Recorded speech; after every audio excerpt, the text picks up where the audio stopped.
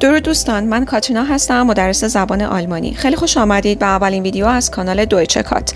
تو این کانال قصد دارم به عنوان اولین پروژه آموزشی با هم ویدیوهای ایزی جرمن رو تحلیل و بررسی کنیم و آلمانی رو کمی جذاب‌تر یاد بگیریم. امیدوارم که از این مسیر لذت ببرید. یکی از اولین ویدیوهای ایزی جرمن مربوط میشه به عبارات پایه‌ای زبان آلمانی که به انگلیسی بهش میگن Basic German Phrases و به آلمانی هم میگن Grundlegende Ausdrücke. بریم با هم یک دقیقه از این ویدیو رو ببینیم و سپس تحلیل کنیم. Guten Morgen. Guten Morgen. Guten Tag. Guten Tag. Guten Abend. Guten Abend. Gute Nacht. Gute Nacht. Hallo. Hallo. Schön, dich kennenzulernen. Schön, dich kennenzulernen. Wie geht es dir? Wie geht es dir? Mir geht es gut. Mir geht es gut. Hi. Hi. Hi. Tschüss. Tschüss. Bis morgen. Bis morgen. Willkommen to the dance floor. Willkommen to the dance floor. قبل از اینکه یک دقیقه رو که دیدیم با هم بریم راجع به نکاتش صحبت کنیم و تحلیل و بررسی کنیم، یه مطلبی رو میخواستم بهتون بگم. همونطور که دیدید سطح این ویدیو سطح A1 بود، A1. شاید براتون این سوال پیش بیاد خب این که سطحش A1 بود، جملات و عبارات کاملا مشخص بود و پایه زبان آلمانی، آیا این هم مگه تحلیل و بررسی داره؟ نکته اینجاست که دوستان باید بگم بله. شاید همه ما وقتی که شروع کردیم زبان آلمانی رو یاد بگیریم از سطح A1 طبیعتاً شروع کردیم، سریعتر می‌خواستیم به A2 به 1 برسیم و حتی سطوح بالاتر. دیگه خیلی وارد جزئیات و نکات نشدیم، یعنی ترجیح دادیم که سریعتر بخونیم و بقشنمون رو بهتر کنیم و یاد بگیریم و امتحان رو بدیم و رد شیم. کاری که ما می‌خوایم با این پروژه انجام بدیم دیدن و تحلیل به جزئیات ویدیوهای ایزی جرمنه، ویدیوهایی که بسیار توش نکته وجود داره و خیلی برای آموزش زبان آلمانی پرکاربرده. علتش هم اینه که اون یانوش و کاغی میرن توی کوچه و خیابون با افراد نیتیو زبان آلمانی صحبت میکنن و این جملات هیچ کدوم ساختگی نیستن، یعنی چند نفر نشستن که برای آموزش زبان آلمانی تولید محتوا کنن. همه چیز واقعیه و اون چه که داره اونجا توی روزمره زبان آلمانی صحبت میشه و استفاده میشه در قالب ویدیو ضبط شده و من و شما میبینیم و خیلی قشنگه که بتونیم به کمک همچین ویدیوهایی که کاملا اوریجینال هم هستن بریم هر آنچه که میبینیم حتی در ساده ترین عبارت ها به جزئیات با هم تحلیل و بررسی کنیم. به خاطر همین من تصمیم گرفتم از همین حتی ویدیوهای سطح پایینتر A1 شروع کنیم و یک بار برای همیشه زبان آلمانی رو به جزئیات عمیق‌تر با هم تحلیل و بررسی کنیم و نکاتش رو آموزش ببینیم. امیدوارم که به این سبک و سیاقی که با هم کار میکنیم براتون مفید باشه و کلی چیز بتونید ازش یاد بگیرید. عبارت اولی که با هم شنیدیم چی بود دوستان؟ Guten Morgen. Guten Morgen یعنی صبح بخیر. ولی نکته‌ای که این تو وجود داره چیه؟ این گوت چرا ان گرفته؟ مگه اینجا جمله است؟ مگه فعل داریم، فاعل داریم؟ نکته اینه که دوستان این عبارت از یک همچین جمله‌ای میاد. Ich wünsche dir einen guten Morgen. یعنی من برای تو یک صبح خوب رو آرزو میکنم. خب اینجا ایش ما چیه؟ فاعل. ونشه ما فعل. دیای ما چیه بچه ها؟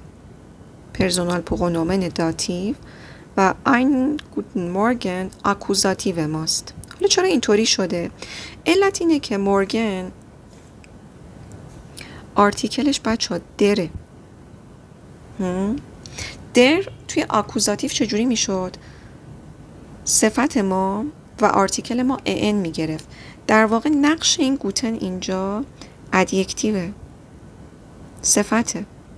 پس چون مورگن دره اینجا آینه ما که یک اون بشتیم آرتیکل هست، یک روز خوب بنابراین هم ان گرفته ein و گوت ما هم به تبعیت از ein که یک در واقع عبارت ساختار آکوزاتیو ساخته، اون هم داره ان میگیره. فقط آلمانی‌ها برای اینکه بخوان هر روز صبح در واقع نخوان که حالا یه همچین جمله طولانی رو صبح به صبح به هم دیگه بگن، بودن کوتاهش کردن. چیکار میکنن؟ خیلی راحت میگن گوتن مورگن، گوتن مورگن. و کاربرد این جمله از حدود ساعت 5 الی 11 صبح. جالبه بدونید توی شمال آلمان به جای گفتن این عبارت از کلمه و یا عبارت محاوره‌ای ساده موین استفاده میکنن. خیلی پرکاربرد و ساده. عبارت بعدی دوستان گوتن تاگ هست. گوتن تاگ دقیقاً دوستان شبیه به همون عبارت بالاست، چون تاگ ما آرتیکلش دره، یعنی روز بخیر. دقیقاً همون داستان رو در رابطه با گوتن ما برای این عبارت هم داریم. Ich wünsche dir einen guten Tag. من یک حالا روز خوب رو برای تو آرزو می کنم. گوتن اینجا در واقع یک عبارت آکوزاتیو ساز اومده که صفته و به این شکل ان گرفته. کاربردش هم از ساعت 11 الی 17 عصر یا همون 5 عصر. عبارت بعدی گوتن آبند هست. گوتن آبند یعنی عصر بخیر یا شب بخیر. کاربردش از ساعت 17 الی 23 یا همون 5 عصر الی 11 شبه. در واقع آلمانی زبان ها قبل از اینکه بخوان دیگه برن بخوابن و به اصطلاح شب بخیر بگن، تا پاسی از شب که همون دور و بر ساعت 11 و نیم شب بشه، از همین عبارت گوتن آبند استفاده میکنن. و از نظر گرامری هم بچه‌ها همون داستان آکوزاتیو رو داریم، چون آبند باز مجددا آرتیکلش چیه؟ در هست. بنابراین گوت ما که صفته شده گوتن آبند. Ich wünsche dir einen guten Abend. عبارت بعدی گوته ناخت هست. گوته ناخت دوستان به معنی شب بخیر. اینجا دیگه زمانی که آلمانی زبان ها میخوان برن دیگه بخوابن، این دارن میرن شب بخیر بگن که برن تو رخت خواب بخوابن، یا اینکه حتی زمانی هستش که پایان یک دیداره و لزوما دیگه نیمه شبه و دارن خدافظی از هم دیگه میکنن، میان از این عبارت استفاده میکنن. اینجا فقط ما یه تغییری و یک تفاوتی با اون عبارت هایی که اون بالا شنیدیم رو داریم با هم دیگه میبینیم. داستان اینه که دوستان اینجا دیگه شد گوته ناخت. چرا؟ چون آرتیکل ناخت دیه، مؤنثه. بنابراین توی صفت گوت ما که صفت بود فقط یه ا میگیره، گوت ناخت. یعنی در واقع دی ما توی آکوزاتیو هیچ تغییری نمیکنه. جمله چی بوده؟ Ich wünsche dir eine gute Nacht. بذارید با هم دیگه یه بار ساختار آکوزاتیو رو با هم دیگه ببینیم. اینجا نومیناتیو ماست بچه‌ها، اینور آکوزاتیو. چی داشتیم؟ در، دی و داس. خب در ما توی نومیناتیو توی آکوزاتیو چی شد؟ دن شد.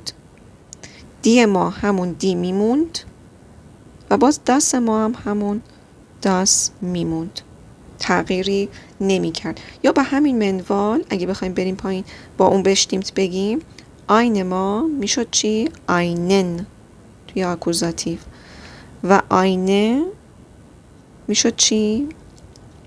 مجددا همون آینه میمون توی آکوزاتیو و باز مجددا آین توی نومیناتیو همون آین توی آکوزاتیو میموند. در واقع اینطوری بخوایم بگیم بهتره که ما تنها تغییری که داریم توی زبان آلمانی توی بحث نومیناتیو و آکوزاتیو بشتیمت آرتیکل ما هست. در ما تبدیل به دن میشه توی ماسکولین و توی اون بشتیمتمونم باز مجددا آین ما تبدیل به آینن میشه.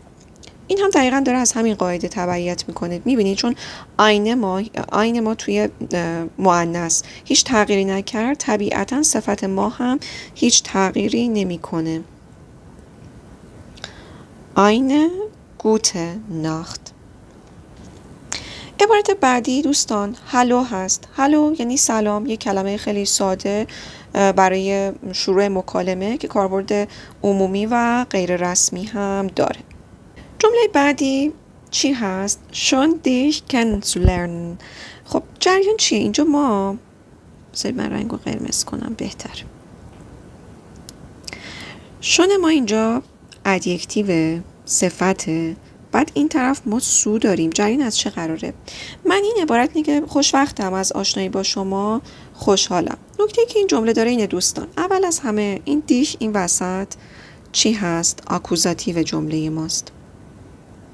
نقش پرسونال پرونومن آکوزاتیو داره و یه فعلی که ما اینجا داریم یک فعل جدا شدنیه، کنن لرنن. حالا شما سو رو این وسط در نظر نگیرید، به معنی آشنا شدن. چرا با سو اومده؟ علتش اینجاست. ببینید دوستان، ما تو B1، حالا اگر شما سطحتون پایین تره که در سطح B1 یاد خواهید گرفت، اگر شما هم که دوست عزیزی که دارید میبینید سطحتون B1 هست که این رو باید بدونید.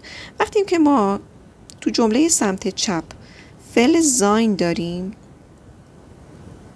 پلوس یک صفت ادجکتیو، یک کما میذاریم و حالا هر آنچه که داریم یه سو میاد پلوس اینفینیتیو مصدر.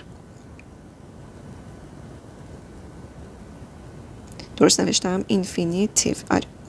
الان نگاه کنید این فعل ما اینجا کنن لرننه که با سو اومده. حالا ما میتونیم مثلا بگیم که اسیست شون دیش سو ترفن، از ملاقات تو خوشحالم، از اینکه تو رو میبینم فرزن خوشحالم. پس اینجا ما ایستو داریم و با یک صفت کمامون رو میذاریم و حالا ادامه جمله و فعل بعدیمون به این شکل بایستی حتما با سو بیاد. بسیار جمله پرکاربرد، یعنی بسیار ساختار پرکاربرد بهتره بگم، که حالا بعداً توی جملات بعدی که از این ویدیو یا ویدیوهای بعدی میبینید بیشتر باهاش آشنا میشید و آلمانی زبان ها از این ساختار خیلی زیاد استفاده میکنن. جمله بعدی بچه‌ها ویگتستیا هست. ویگتستیا به صورت کلی اون چه که ما تا الان یاد گرفتیم به معنی حالت چطوره. ویگتستیا. نکته گرامری که توی این جمله هست و توی این سوال هست اینه که آیا واقعا تک تک این اجزای جمله رو که ترجمه میکنی همین معنی رو میده؟ نه لزوما. بریم با هم ببینیم جریان از چه قراره. ببین دوستان، این اس اینجا یک فاعل سوریه، به شخص خاصی دلالت نمیکنه. دیا اینجا حالت داتیو شده دو هست، برای تو، به تو. فعل گین اینجا به معنی رفتن نیست، برای بیان وضعیته. یعنی معنی تحت لفظی این سوال اینه که چطور برایت میگذرد. ویگتستیا. ولی اون چه که حالا میشه گفتش که آلمانی زبان ها استفاده میکنن از این جمله، این که حالا روزت چطوره، روزگار چطور برات میگذره، حالت چطوره، حالا روزت چطوره. چیزی که ما تو جواب از این جمله میبینیم، از این سوال میبینیم، این هستش که میا گت گوت. میا گت گوت یعنی حالم خوبه. حالا جریان چیه؟ این میا اینجا چرا اینطوری شد؟ ببینید بچه‌ها، در واقع اینجا میا داتیو ماست، یعنی میخوایم بگیم که برای من خوب میگذرد یا حال من خوب است. این نکته جالب بهتون بگم، وقتی که دو نفر دارن با هم مکالمه میکنن، به خصوص دوستانی که زبان آموزانه سطح پایین هستن، مثلا میپرسن از همدیگه که مثلا هالو وی گیتس، اون یکی جواب میده که میا گتس گود. گاهی من از بچه ها میشنوم میا گتس گود که طرف جواب میده، در جواب میگه اوند دو. بچه این خیلی غلطه، باید بگی اوند دیا. داتیو دیگه، درسته؟ میبینید؟ بحث دیاه که تو در جواب هم وقت میگی میا گتس گود.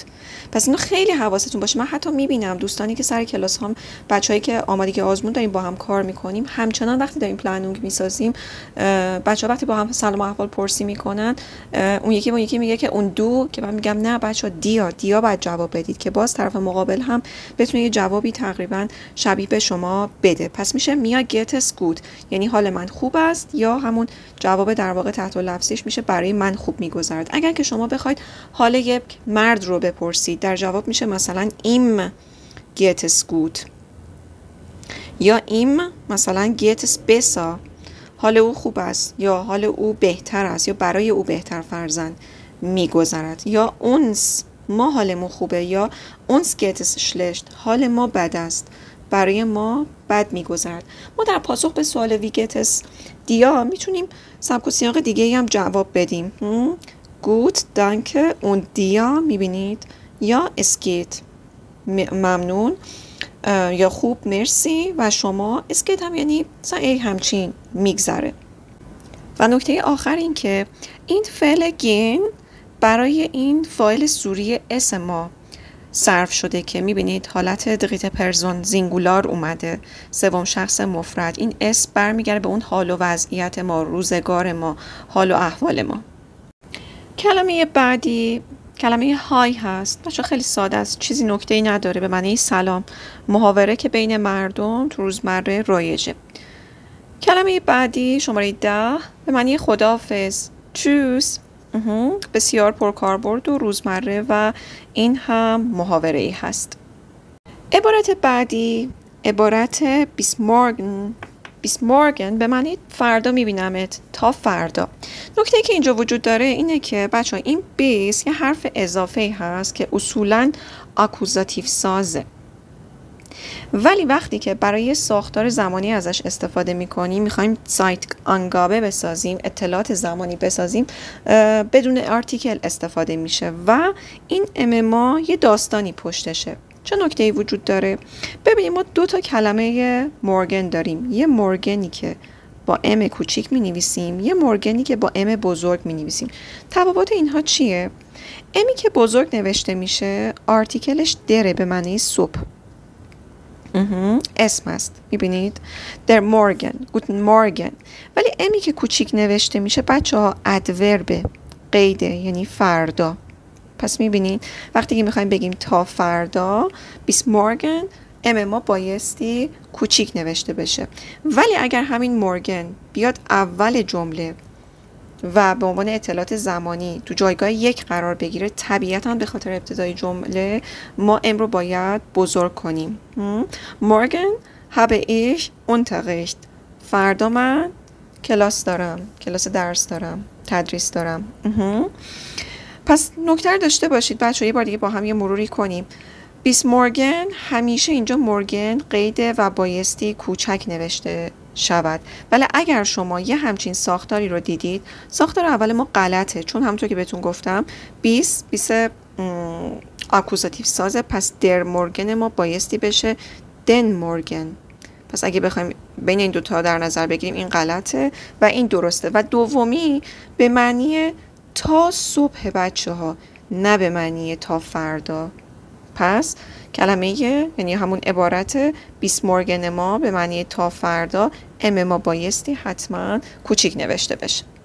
و آخرین جمله هم Willkommen to the dance floor. دوستان این جمله یه جمله استاندارد آلمانی نیست، در واقع همونطور که میبینین یک ترکیب آلمانی و انگلیسیه. یه جورایی میتونم بگم حالت طنز داره، با مزه است، محاوره‌ای، جوانپسند، به نوعی خیلی فان و طنز توش، که خب ترکیب 2 تا کلمه آلمانی و انگلیسیه. ویلکامن به معنی خوش آمدید، خوش آمدید، و دنس فلور به معنی صحنه رقص یا همون سن. یه جورایی از نظر معنایی میتونه اینجوری معنی بشه که مثلا بفرما وارد صحنه شو، یا اولین قدم رو بذار تو دنیای ما، یا همچین چیزی، یا مثلا اینجا تازه شروع ماجراست. میبینین اگر که دقیقاً همین عبارت رو ما بخوایم معادل آلمانیش رو در واقع در نظر بگیریم، میشه Willkommen auf der Tanzfläche. Willkommen auf der Tanzfläche. خب ما اینجا auf رو داریم دوستان،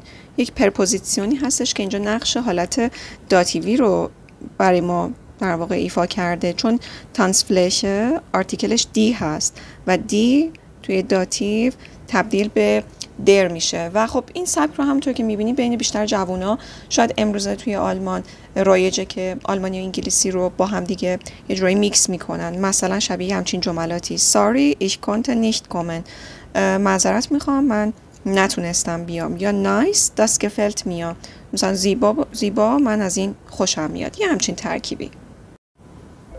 خب دوستان رسیدیم به پایان اولین بخش از تحلیل ویدیوهای ایزی جرمن. ممنون که تا اینجا همراه ما بودین. امیدوارم که این قسمت براتون مفید بوده باشه. منتظر قسمت‌های بعدی باشید که به زودی منتشر خواهد شد.